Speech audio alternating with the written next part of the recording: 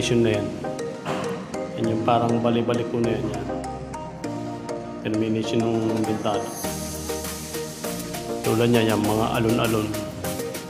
Parang punit hindi diretso yung pagkakaano niya, pagkaka-terminate niya, yung pagkakadiretso niya.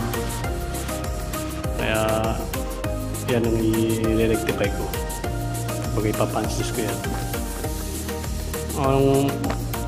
Pag mga ganyan, ang unang gawin natin, kailangan palibutan natin yan ng masking tape.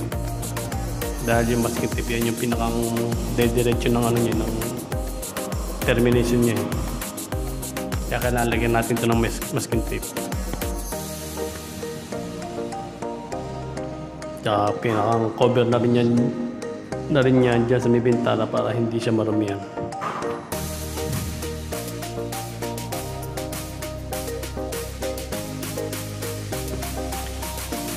Ganyan lang ang gagawin natin pag yung maglalagay tayo ng masking tape.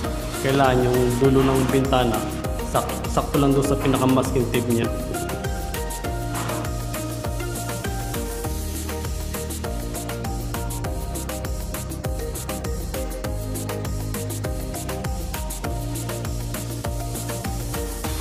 Pagkatapos sa ating masking tape, yan, i-skim coat natin siya. Yung pinakang gilid ng bintana na yan, i-skim coat natin yan para yung mga mawala yung mga lubog, mga parang kalmot, para yung pinakang gilid niya makinis siya.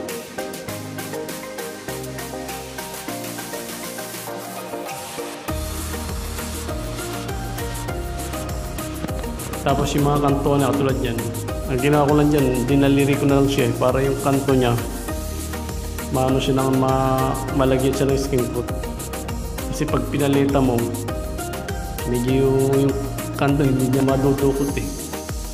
Kaya dinaliri ko na lang siya para yung kantuan malagyan ng skim coat.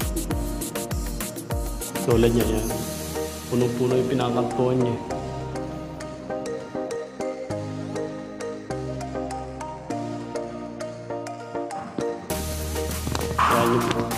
Ayan yung pinaka-final niya. Pagkatapos natin liyain,